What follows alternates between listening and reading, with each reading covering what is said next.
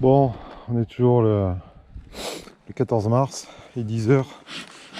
Je me suis fait un petit enfumoir. Putain, je coule.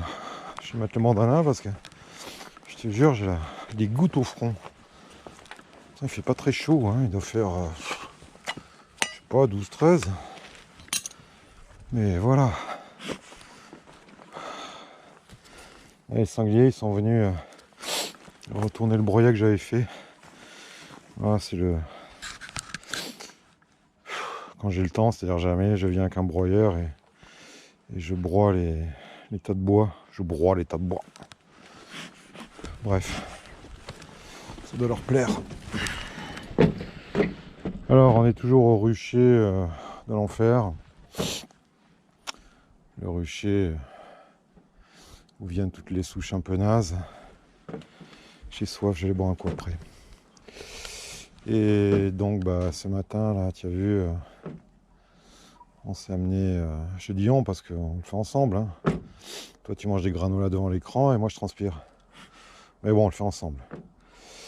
Donc, j'ai amené la colonie un peu qui picote. Que j'ai pas voulu laisser sur le rucher de fécondation. Là, ça va être les premières visites. Hein. Visite rapide, hein. Je vais pas m'acharner. J'ai préparé la sulfateuse. Tu vois, c'est ça. Alors, 1 litre et 33 grammes d'acide oxalique. Alors, acide oxalique, prenez le truc à la coop en pharmacie. Hein. Il faut une portée de 99,8 ou 9 quelque chose. Hein. C'est pas l'acide oxalique de Merlin Pimpin pour dégriser le bois. Hein. Je sais pas trop ce qu'il y a là-dedans. Hein. Non, il faut un acide oxalique pur. Et donc sur un petit, si tu as une petite balance pour faire les gâteaux chez toi, là tu mets 33 grammes. Hein. Sinon, je sais pas, combien de cuillerées à soupe. Faudrait essayer, ouais. Ça serait pas con de dire s'il y a quelqu'un qui veut essayer là. Cuillère à soupe rase, comme en cuisine, comme pour les gâteaux. Ou j'essaierai si personne veut le faire, mais en faites-le, hein, soyez sympa. Il y a 500 grammes là-dedans d'acide oxalique, ça se garde. Hein. Et ça vaut, je sais pas, 7, 8, moins de 10 euros, tu vois. Et tu fais toute la saison avec. Hein. Bon, c'est un truc un peu approximatif, hein, l'acide oxalique, tu vois. Enfin, approximatif. L'acide oxalique, ça marche très bien hors couvain. C'est-à-dire que quand tu le fais par dégouttement ou par fumigation, ça marche top, mais ça agit pas dans le couvain operculé, si tu veux. Donc, quand il y a du couvain operculé, comme en ce moment, je pense, on va voir, mais on doit être entre 50 et 65% d'efficacité dans le meilleur des cas. Alors, ouais, c'est pas en reprise, c'est pas l'idéal sûrement. Mais d'un autre côté, qu'est-ce qu'on peut faire d'autre, hein, à part supprimer les colonies de la production et leur balancer de la mitrase. Pas grand chose. Alors il y a les gens qui vont mettre du varomède. Alors le varomède, hein, c'est la même chose. C'est de l'acide oxalique. Je crois qu'il dose à 32 grammes litre.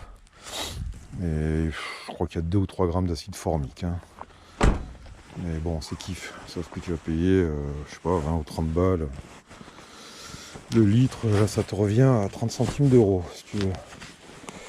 Et en plus, dans un pulvérisateur, je pense qu'on va mieux diffuser le produit sur toute la colonie par dégouttement. Le varomètre, tu le dégoûtes. Hein.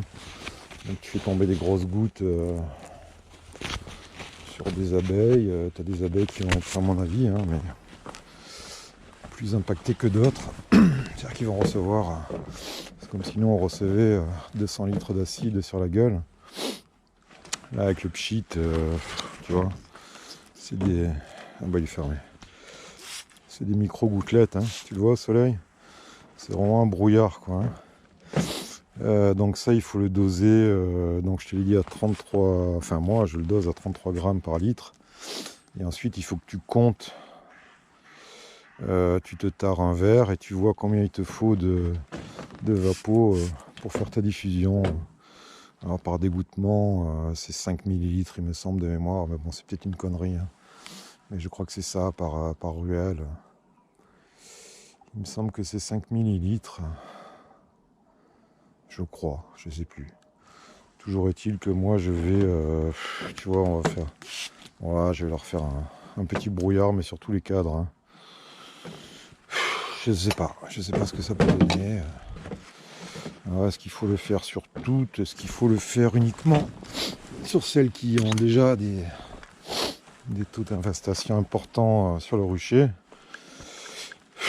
Je serais assez tenté de dire que, vu que les mâles se baladent, vu qu'elles vont sur les abreuvoirs communs, vu qu'il y a de la dérive quand même, je crois qu'il faut voir le problème globalement sur le rucher. C'est-à-dire que ouais, moi je vais mettre quelques plaques de fond pour avoir une idée. Hein. Je crois que j'ai mis maintenant, celui-là on va aller là-haut.